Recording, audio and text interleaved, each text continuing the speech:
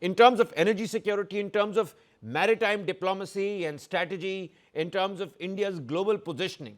How do you read this? I mean, give us a sense of what your lens has been. Direct engagement with Iran without any quid pro quo. There are no concessions from our sides. Quiet diplomacy, securing passage for Indian ships, and External Affairs Minister has said there is no blanket agreement with Iran. It's a case by case episode. Each vessel's passage is negotiated individually. How do you think India is dealing with this? Give us a sense of what the backroom talks or backroom channels must have sounded like. Kabir, good afternoon or good evening. Uh, since I'm not part of the conversation which took place now, all I can do is guess from my own experience Yep. of the previous such cases when we have to really engage in kind of very delicate diplomacy. Number one, you said without giving it anything. In diplomacy, there is always a quid pro quo.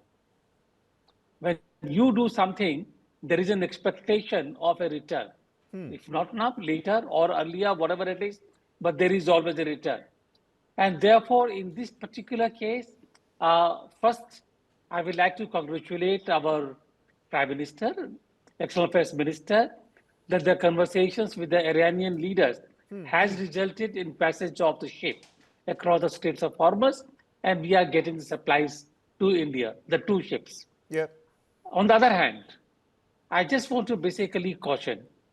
We have a tendency to rejoice rather prematurely. It's only one-time shipment. Yeah. And the EM himself said that everything is case-by-case basis. And therefore, every other release of the ship is going to be judged on the basis of what Indian attitude is on the whole issue. And I do remember that we have maintained a very kind of wishy-washy, I will not even call it neutral. We have been vacillating, we have been swinging this way and that way. We are finally coming to strike a balance in our approach to the whole issue, but we are going to be judged by what we do in the United Nations, and that's where it's going to be a very, very delicate balance. But more importantly, very, very importantly, it is not just the passage of ships across the Straits of Hormuz. It's the supply sources. Qatar was the main supply source for the gas to India. Qatar has shut down the supplies. Yep. And therefore, even if the ships come through, yes, we will get the oil.